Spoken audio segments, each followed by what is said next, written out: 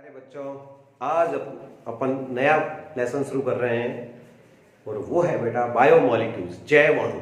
जैव अणु की पढ़ाई चालू करते हैं, जो बहुलक के जस्ट पहले वाला पार्ट है। जैव अणु,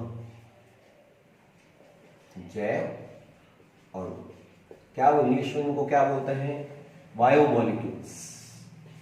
बायोमोलिक्यूल्स, जैव अणु। तो जीवों की सबसे छोटी इकाई जो होती है, जिससे हमारा शरीर बनता है, वो क्या होती है बेटा? कोशिका।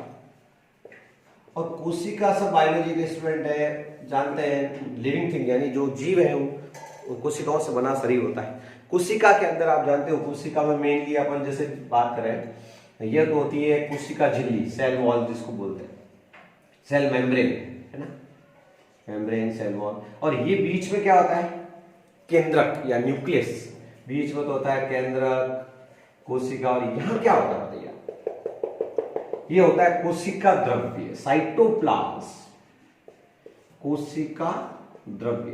तो बच्चों, साइटोप्लाज्म में जो बड़े बड़े कार्बनिक अणु होते हैं, बड़े बड़े मॉलिक्यूल्स होते हैं, ये भी जैव बहुलक की तरह है। इनको हम बायोमॉलिक्यूल्स कहते हैं। इनके प्रमुख उदाहरण, जो बड़े बड़े अणु होते हैं, इनके प्रमुख उदाहरण है कार्बोहाइड्रेट। कार्बोहाइड्रेट ये कैसे अणु है? कार्बनिक अणु। बड़े बड़े कैसे ऑर्गेनिक मॉलिक्यूल होते हैं? कार्बोहाइड्रेट है, प्रोटीन है, लिपिड्स है, लिपिड वसा को बोलते हैं, लिपिड है, एंजाइम है, विटामिन है और न्यूक्लिक अम्ल। न्यूक्लिक, इन सब बड़े बड़े अणुओं को क्या कहते हैं? जैव अणु। तो इस पाठ में आप क्या पढ़ोगे? जैव अणुओं के बारे में पढ़ते हैं। सबसे पहले शुरुआत करेंगे अपन कार्बोहाइड्रेट। प्यारे बच्चों, कार्बोहाइड्रेट शब्द की उत्पत्ति कहां से हुई है? ध्यान दीजिए, कार्बोहाइड्रेट शब्द की उत्पत्ति पहले तो अपन लेते हैं कार्बोहाइड्रेट। कार्बोहाइड्रेट शब्द आया है कार्बो। कार्बो का मतलब होता है कार्बन, और हाइड्रेट का मतलब होता है जल। जल, कार्बन का जल, वाटर। क्या हो गया? कार्बन का जल, पानी। तो इसका जनरल फॉर्मूला लिख सकते हो। ये तो हो गया कार्बन और ये हो गया जल, वायु। तो ये है कार्बोहाइड्रेटों का सामान्य सूत्र। समस्त कार्बोहाइड्रेट जरूरी नहीं है इसका पालन करें, लेकिन अधिकांश कार्बोहाइड्रेट का सूत्र है कार्बन का जल। ये है सामान्य सूत्र, कार्बोहाइड्रेट का सामान्य सूत्र। कुछ इसका पालन नहीं करते हैं तो वो हाइड्रेट नहीं होते, उनमें पानी नहीं होता है। तो सामान्यतः ये कार्बन के हाइड्रेट होते हैं, कार्बोहाइड्रेट कहते हैं। उनकी मुख्य परिभाषा है कि ऐसे सक्रिय यौगिक जो जीवों की वृद्धि और विकास के लिए जीवों में जो ऊर्जा प्रदान करते हैं, वो कार्बोहाइड्रेट कहलाते हैं। ये प्रकाशिक सक्रिय यौगिक होते हैं। मैंने आपको ये बात भी कही थी, मैंने कहा था कोई भी पढ़ाई करनी हो तो सबसे पहले क्या आता है? वर्गीकरण। तो शुरुआत करेंगे कार्बोहाइड्रेटों का वर्गीकरण, क्लासिफिकेशन ऑफ द कार्बोहाइड्रेट। और वर्गीकरण का हमेशा आधार होता है वर्गीकरण। वर्गीकरण का पहला आधार है जल अपघटन के आधार पर। जल अपघटन के आधार पर। अच्छा, इंपॉर्टेंट क्लासिफिकेशन है। जिस बच्चे को ये आता है फिर वो कार्बोहाइड्रेट की पढ़ाई आसान बन जाती है उसके लिए। जल अपघटन के आधार पर इनको 3 भागों में बांटा जाता है कि वे कार्बोहाइड्रेट जिनका जल अपघटन ही नहीं होता है वो मोनोसैकेराइड कहलाते हैं। मोनोसैकेराइड किसे कहते हैं? कि जिनका जल अपघटन नहीं होता। आधार चेक कर लेना, जल अपघटन नहीं होता है। इनका सामान्य सूत्र होता है C6H12O6। चाहे कोई भी लाट सा वो मोनोसैकेराइड, उसका सूत्र C6H12O6 होगा। इनका जल अपघटन ही नहीं होता, ये मोनोसैकेराइड कहलाते हैं। जिनका जल अपघटन होता है और 2 से 10 तक मोनोसैकेराइड, ये छोटी इकाई है, देते हैं, उनको ओलिगोसैकेराइड कहते हैं। ओलिगोसैकेराइड क्या होता है इनका? इनके जल अपघटन से, इनके जल अपघटन से 2 से 10 तक क्या बनते हैं, मोनोसैकेराइड प्राप्त होते हैं, प्राप्त होते हैं 2 to 10 मोनोसैकेराइड्स, 2 से 10 तक मोनोसैकेराइड बनते हैं। उसी में अपने क्या क्या आएगा, डाइसैकेराइड भी इसी में आएगा, ट्राइसैकेराइड भी इसी में आएगा, डाइसैकेराइड, ट्राइसैकेराइड, टेट्रासैकेराइड, मतलब 10 तक। और जिनके 10 से ज्यादा मोनोसैकेराइड जल अपघटन होता है और 10 से ज्यादा इकाइयां बनती है, वो क्या कहलाते हैं, पॉलीसैकेराइड। इनका सामान्य सूत्र में अपने डाइसैकेराइड का सामान्य सूत्र याद रखना है, क्योंकि अपने कोर्स में यही है जनरली, C12H22O11। डाइसैकेराइड कोई भी हो उनका सामान्य सूत्र यही होगा। इसके एग्जांपल लिखेंगे। पॉलीसैकेराइड में क्या लिखना है, वे कार्बोहाइड्रेट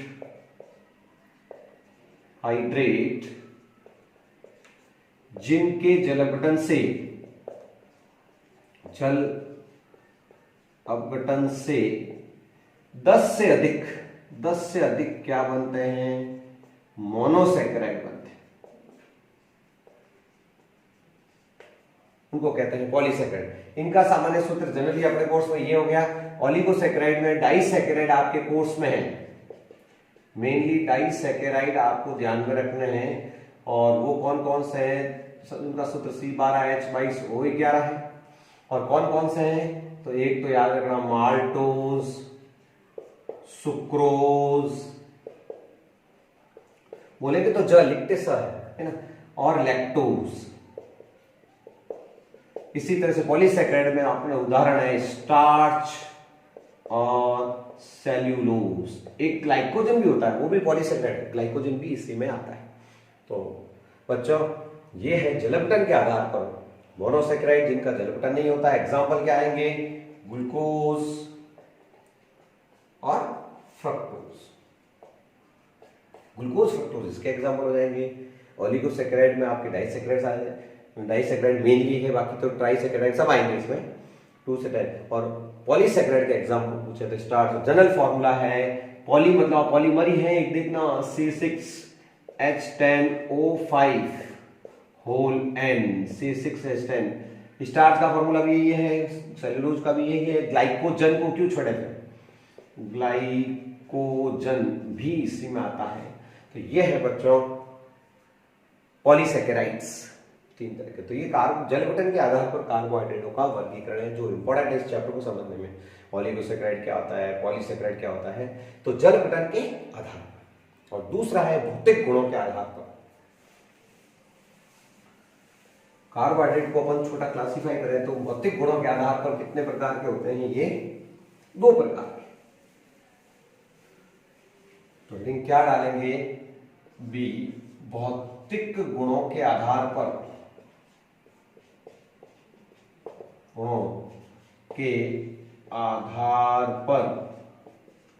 भौतिक गुणों के आधार पर कार्बोहाइड्रेट 2 प्रकार के होते हैं। हाइड्रेट कितने प्रकार के होते हैं, 2 प्रकार। कौन कौन से होते हैं 2 प्रकार, एक तो होता है सुगर नॉर्मल, एक तो होता है शर्करा, और एक होती है अशर्करा। शर्करा जो सुगर, नॉन सुगर, सुगर जो स्वाद में मीठी, स्वाद के आधार पर कह सकते हैं, स्वाद इनका टेस्ट करेंगे, जो स्वाद में मीठी हो, स्वाद में मीठी। और यह है स्वाद रहित, कागज की तरह, स्वाद ही नहीं आता कुछ, स्वाद रहित है, तो वो होती है अशर्करा। ये कैसी होती है, ये क्रिस्टलीय प्रकृति की होती है, क्रिस्टलीय व जल में विलय। और नॉन सुगर्स क्या होती है, अक्रिस्टलीय। अक्रिस्टलीय भी होती है, जल में भी कम घुलती है, जल में आंशिक विलय है, जल में अविलय, जल में आंशिक विलय, आंशिक विलय या अविलय रहती है। तो ये इसके एग्जांपल्स लेंगे तो क्या होगा, ग्लूकोज आ जाएगा इधर, फ्रक्टोज आ जाएगा, फ्रुक्टोज फ्रूट शुगर फल में मिलती है, ग्लूकोज, फ्रक्टोज, माल्टोज, ये सब शुगर्स हैं, शर्कराएं कहलाती है। इनके पीछे अनुलग्न ओज लग रहा है। और ये इसके अंतर्गत आ जाएगा आपके स्टार्च, सेल्यूलोज, ये आपकी नॉन शुगर्स में इंपोर्टेड है। ग्लाइकोजन ये नॉन शुगर्स है, पानी में घुलती नहीं है, स्वाद फीका फीका आता है, स्वाद रहित, ये स्वाद में मीठी, ये शुगर्स होती है। और एक आता है, इनमें अपचयन की शक्ति होती है। अपचय क्षमता के आधार पर इनको दो भागों में बांटा जाता है।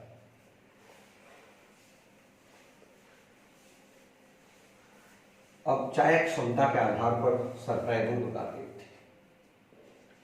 अपचायक क्षमता के आधार पर अपचय क्षमता के आधार पर अपन बांट सकते हैं। एक तो है अपचयी शर्कराएं,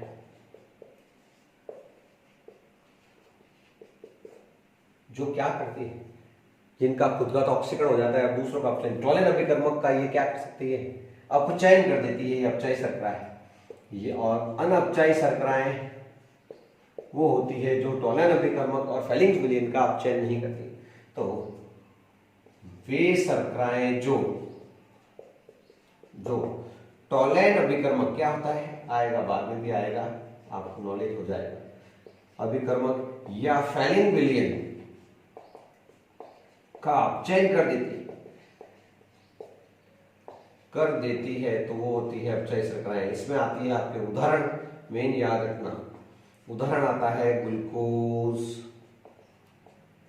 फ्रक्टोज, माल्टोज,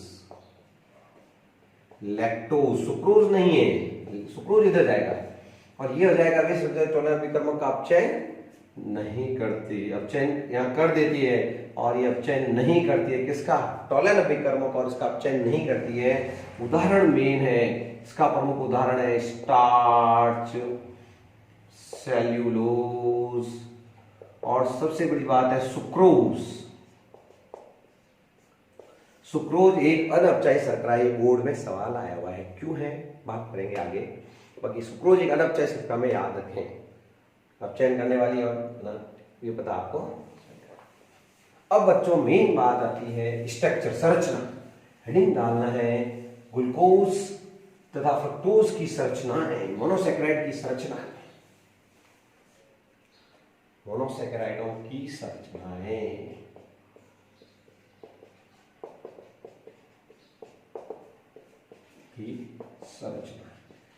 स्ट्रक्चर्स।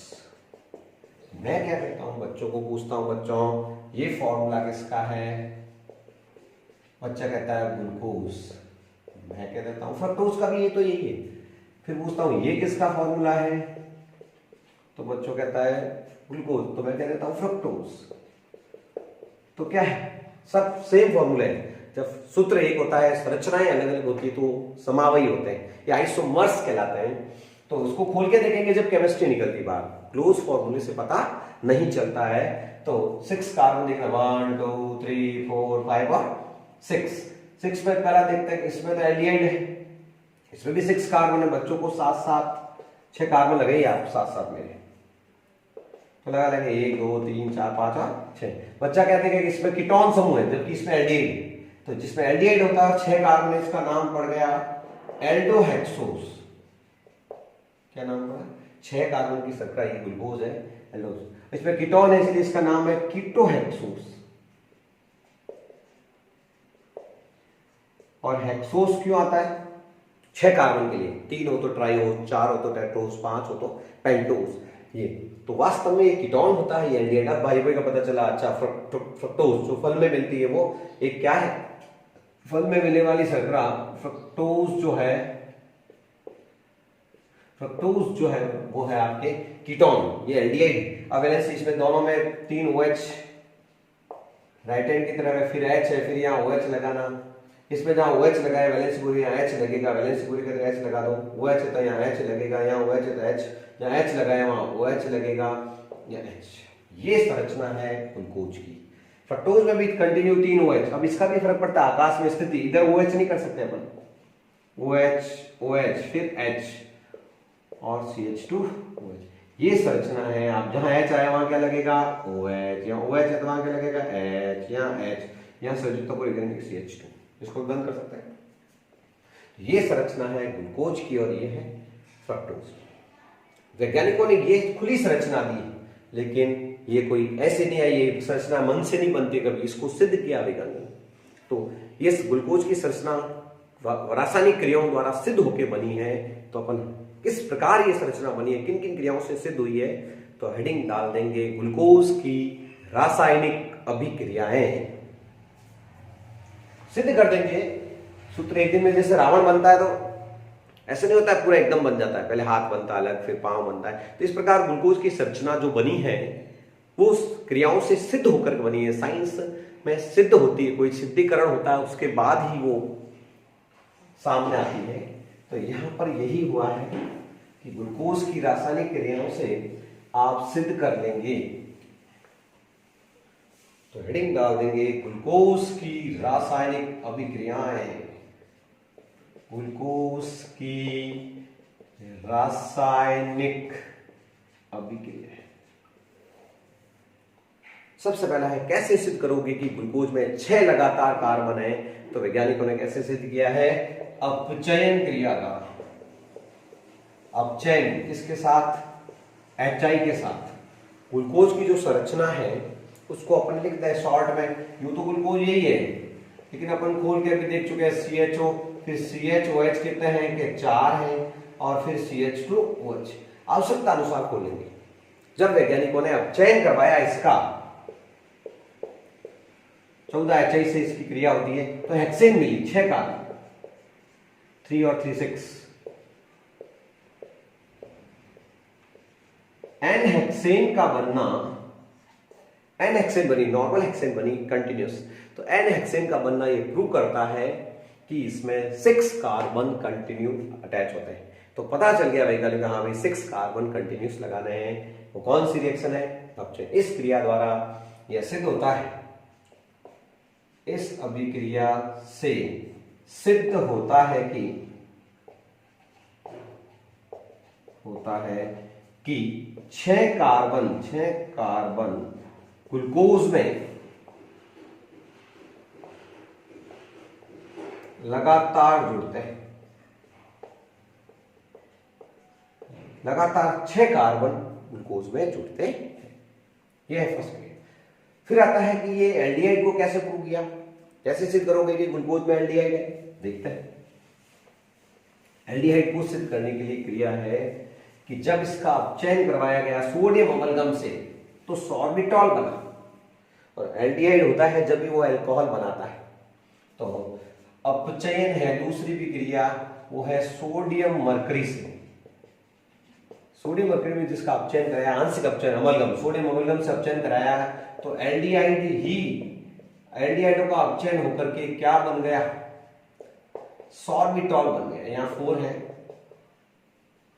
अपचयन, 2H वाला सिंपल अपचयन है, सोडियम 2H वाला अपचयन है। अपचयन कैसे करा, हाइड्रोजन जुड़ी, यहां जुड़ी और यहां, तो क्या बन गया, अल्कोहल बन गया, प्राइमरी अल्कोहल। और एल्डिहाइड के अपचयन से हमेशा अल्कोहल बनता है। तो इससे सिद्ध हुआ अल्कोहल आसानी से प्राथमिक अल्कोहल का निर्माण हो गया। इससे सिद्ध हुआ, ये कहलाता है सॉर्बिटॉल। सॉर्बिटॉल का बनना यह सिद्ध करता है कि इसमें जो है ये प्राथमिक एल्डिहाइड जो आराम से अपचयित होता है वो अल्कोहल में, तो ये उसकी एल्डिहाइड की उपस्थिति को ही सिद्ध करता है। ये नहीं तो शानदार 2 रिएक्शन है। चाहे तो आप ब्रोमीन जल से क्रिया ले, तो जो इस साल 2020 में बोर्ड में प्रश्न आया है कि ग्लूकोज की क्रिया ब्रोमीन जल से करवाते हैं तो क्या होता है, ग्लूकोनिक अम्ल बनेगा, और जो इसके एल्डिहाइड की उपस्थिति को सिद्ध करेगी। तो ये भी एल्डिहाइड को उपस्थित करती है। और तीसरी क्रिया है ब्रोमीन वाटर से क्रिया। ग्लूकोज की ब्रोमीन जल से क्रिया, जल से अभिक्रिया, इससे ग्लूकोनिक अम्ल बनता है। वो भी यह सिद्ध करता है कि इसमें एल्डिहाइड उपस्थित है। कैसे, आइए। तो बच्चों ये है एल्डिहाइड CHOH, ये ग्लूकोज की संरचना है। जो ही इसकी क्रिया करवाई गई किससे, ब्रोमीन और जल।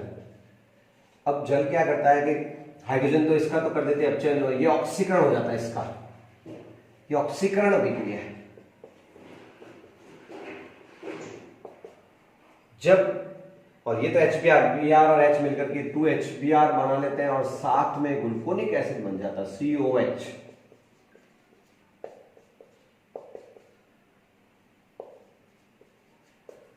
प्रश्न आ जाए कि क्या होता है, तो अपन कहेंगे ग्लूकोनिक अम्ल बनता है, इससे सिद्ध होता है ग्लूकोनिक एसिड, ग्लूकोनिक अम्ल बनता है।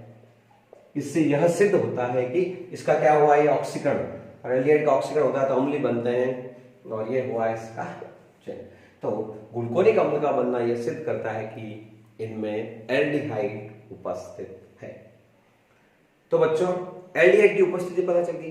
अब एल्डिहाइड से पहले एक बात और करनी थी कि एल्डिहाइड से पहले कीटोन भी हो सकता है कि नहीं, कार्बोनिल समूह की उपस्थिति की पता कैसे चलेगा, तो कैसे सिद्ध करोगे कार्बोनिल समूह उपस्थित है, तो उसकी क्रियाएं अब आए, चौथी क्रियाएं, और वो है हाइड्रोक्सिलेमीन से क्रिया। दो क्रियाएं कार्बोनिल समूह की, चौथी क्रिया CO, कार्बोनिल समूह कहते हैं केमिस्ट्री में इसको, कार्बोनिल समूह की उपस्थिति, ये एल्डिहाइड कीटोन का पेरेंट है, कार्बोनिल समूह की उपस्थिति, कार्बोनिल समूह की उपस्थिति को सिद्ध करने के लिए दो क्रियाएं जो है आती है इसमें। एक तो हाइड्रोक्सिल एमीन से क्रिया, NH2OH की फुल फॉर्म है हाइड्रोक्सिल एमीन, एमाइन बोलते हैं इसको, हाइड्रोक्सिल एमीन से क्रिया करा दो, या दूसरी क्रिया कराएंगे हाइड्रोजन साइनाइड से। दोनों क्रियाएं कार्बोनिल समूह की उपस्थिति को सिद्ध करती है। कैसे करवानी है, एक करवा दो बस, वैसे कैसे, इसमें दूसरी हो जाएगी CHOH4। इसमें क्या करना है, HCl से के पहले हाइड्रोक्साइल एमीन से ये अमोनिया डेरिवेटिव पानी निकाल दो, तो ऑक्सीन बनती है, पानी निकल जाता है यहां से, और क्या बनती है, वाटर मॉलिक्यूल निकलता है, ग्लूकोऑक्सीन बनती है, C डबल बॉन्ड NOH, क्या बनता है, और H, और यहां बनता है CH2OH और 4, और ये हो जाएगा CH2OH। ग्लूकोऑक्सीन का बनना क्या बनता है, ग्लूकोऑक्सीन, ग्लूकोऑक्सीन का बनना, ऑक्सीन जिसको ऑक्सीन कहते हो, ऑक्सीन का बनना ये सिद्ध करता है कि इसमें कार्बोनिल समूह है, जल जाता है इस बार। इसी तरह से बी लेते हैं हाइड्रोजन साइनाइड, वो क्या करता है उसमें भी देखते हैं। यही रिएक्शन जो कार्बोनिल समूह के साइनोहाइड्रिन बनेगा, ये एल्डिहाइड को खोल के लिख दीजिए, कार्बोनिल समूह को ये फोल्ड लगा दीजिए, ये CH2OH। HCl से जब बच्चा रिएक्शन करवाता है, कहां होगी रिएक्शन, दोनों से इलेक्ट्रोनेगेटिव है, H यहां पर अटैक करेगा, साइनाइड यहां पे, तो क्या बन गया CH, ये हो गया आपके ऊपर साइनाइड, ये हो गया OH, CHOH का होल 4 और CH2OH। साइनोहाइड्रिन का बनना यह सिद्ध करता है, नाइट्राइल जो जुड़ गया, क्या बन गया, साइनोहाइड्रिन। साइनोहाइड्रिन का बनना यह सिद्ध कर रहा है कि इसमें कार्बोनिल समूह उपस्थित है। अब आता है कि इसमें कितने हाइड्रोक्सी ग्रुप है, इसमें 5 हाइड्रोक्सी ग्रुप है। इसको सिद्ध करने के लिए एसिटिलीकरण क्रिया कराएंगे। तो अगली क्रिया का नाम है एसिटिलीकरण।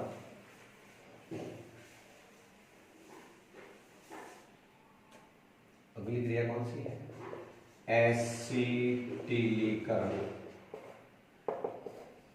कैसे सिद्ध करोगे कि ग्लूकोज में 5 हाइड्रोक्सी समूह है, 5 OH समूह की उपस्थिति सिद्ध करने वाली कौन सी रिएक्शन है, तो एसिटिलीकरण किसे कहते हैं। एक H के स्थान पर एसिटिल समूह आ जाएगा, एसिटिल क्लोराइड से रिएक्शन करा दो या एसिटिक एनहाइड्राइड से। तो ग्लूकोज की क्रिया, ये रहा ग्लूकोज का सूत्र। अब इसको क्या करना पड़ेगा, इस सूत्र को यदि समझना तो पूरा खोल देते हैं, जरूरत है इस सूत्र की। तो ये तो एल्डिहाइड हो गया, ये COH COH, 5 OH ले लेते हैं। ये OH क्यों लिखे मैंने ऐसे? ये OH इसलिए लिखे कि आराम से आप रिएक्शन करा सको। 5 एक्टिव है, एसिटिल क्लोराइड से रिएक्शन कराओ, इसका नाम है एसिटिल क्लोराइड।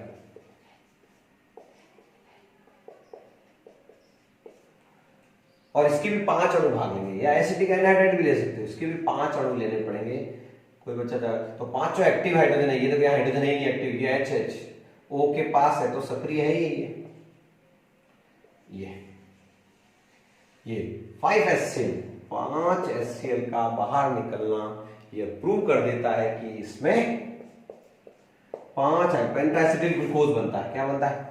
तो H यहां लगा दिए, 1 2 3 4 और 5 और 6, 3 2 5 में 6 ले लेते हैं। यहां क्या आएगा? O, ये रहा O, कौन सा वाला? और COCl, यहां से पेंटाएसिटिल ग्लूकोज बनेगा OCH3, यहां पर भी क्या आएगा? OCO CH3, फिर आएगा OCO CH3, फिर क्या आएगा? OCO CH3, क्या आएगा? OCO CH3। क्या बना बच्चों? पेंटाएसिटिल ग्लूकोज।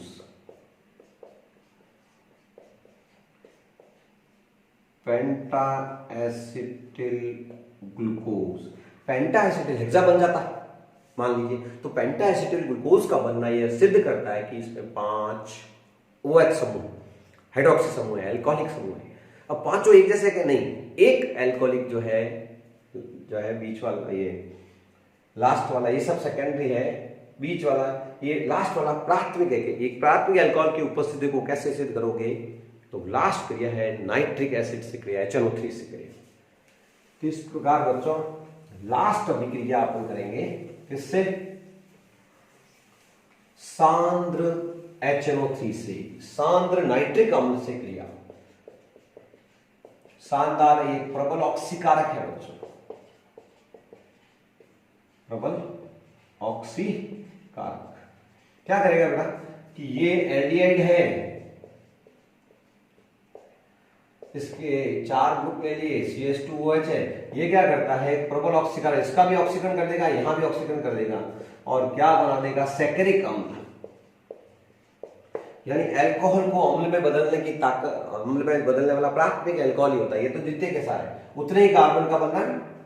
तो CHCOH, तो सैकरिक अम्ल का बनना। सैकरिक अम्ल क्या हुआ? ये भी किस में चला गया? अम्ल में चला गया। एल्डिहाइड भी किस में चला गया? अम्ल में। तो ये क्यों है? क्योंकि ये प्रबल ऑक्सीकारक है, और प्रबल ऑक्सीकारक है तो फिर आप प्रभाव दिखाएगा ही ऑक्सीकारक। तो सैकरिक अम्ल का बनना यह सिद्ध करता है कि सैकरिक अम्ल, यहां लगा देते हैं 4, कि इसमें आपके क्या है? प्राथमिक अल्कोहलिक समूह उपस्थित है, प्राइमरी अल्कोहलिक समूह उपस्थित है। इस प्रकार ये ग्लूकोज की रासायनिक क्रियाएं हैं सभी, उस प्रकार से दुआ के हाँ ग्लूकोज का स्ट्रक्चर एक संरचना है। लेकिन बाद में वैज्ञानिकों ने सिद्ध किया कि ग्लूकोज की संरचना खुली नहीं होती है, चक्रीय होती है। तो अगले टॉपिक में, अगली क्लास में अपन पढ़ेंगे ग्लूकोज की चक्रीय संरचना।